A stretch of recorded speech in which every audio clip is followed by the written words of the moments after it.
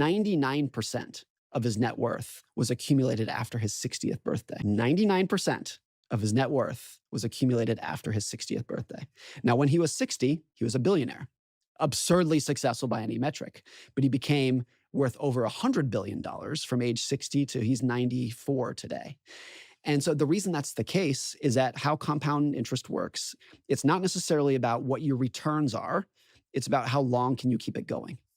And I think what is so empowering for ordinary people is that if you can be an average investor for an above average period of time, you can achieve absolutely incredible returns.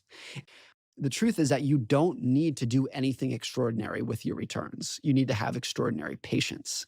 And so if you can be average for 30 years, you will end up in the top 1% of investors.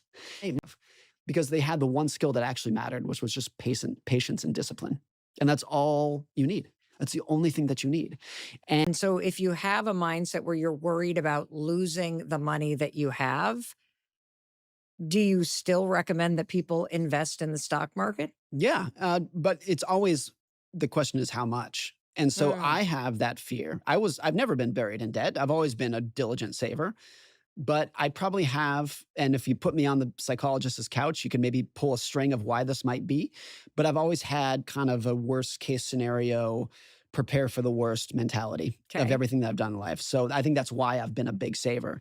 And so I have, if you looked at my entire net worth, it's probably half, maybe a little bit more than half in the stock market.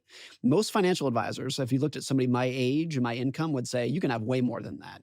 And I said, no, like, because I have this kind of worst case scenario thinking. That works for my personality. My financial goal in that aspect is maximizing for how well I sleep at night.